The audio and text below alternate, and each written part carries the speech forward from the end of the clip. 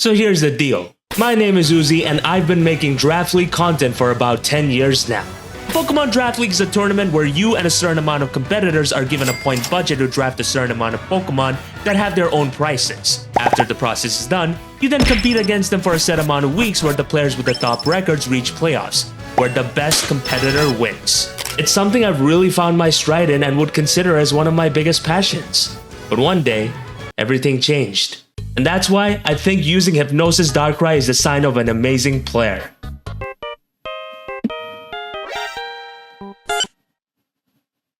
Wolfey? Uzi, it's Wolf. Listen, I've got an offer that you're gonna want to hear about, okay? I'm putting together a team, 8 people, Draft League. I gotta know, are you in? Whoa, slow down there. I mean, yes. I'd love to be a part of it. Awesome, I knew I could count on you. Oh, the honor's all mine, bro. It's gonna be a good time for sure. Great, and oh yeah, just one thing, shouldn't be a big deal, but of course we're playing VGC doubles, so yeah, see you soon, bye-bye. Wait, what do you mean double?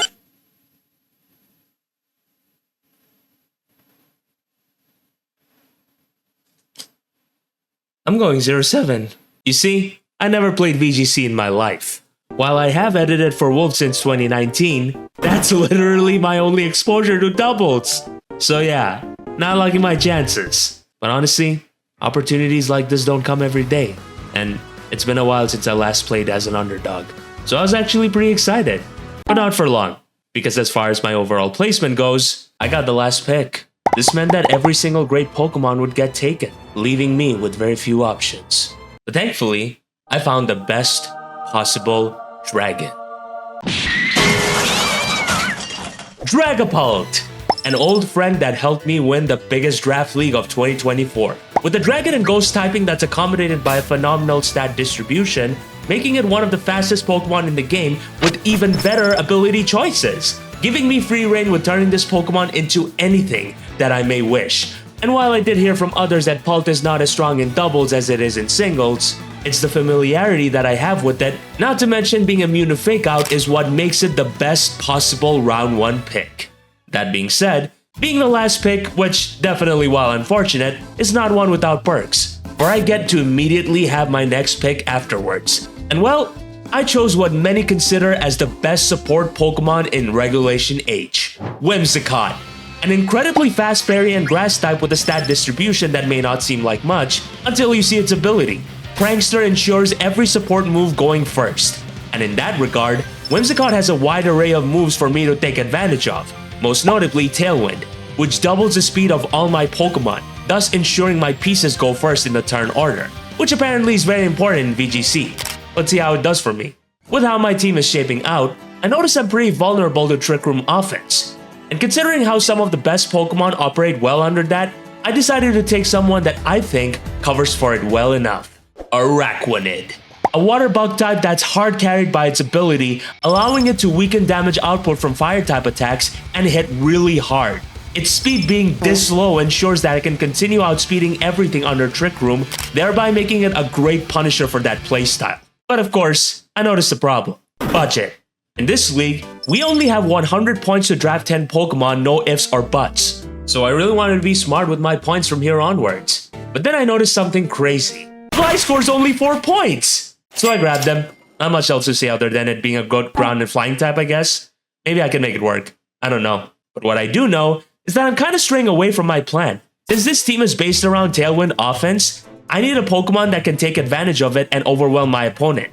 And since I never played VGC before, I need any natural advantage given to me, which is why I got Hisuian type Flosion, a fire ghost type with one of the most important abilities in Frisk, granting me the luxury of information in terms of what items my opponents are holding, as well as having the other upsides in terms of, Fake Out immunity, annihilating my opponents with Eruption, something it can even do by itself with its decent base 90 speed, making it the best possible fit for this team. My search for breakers don't end here though, because I need another physical attacker that's capable of hitting hard beyond just its primary type.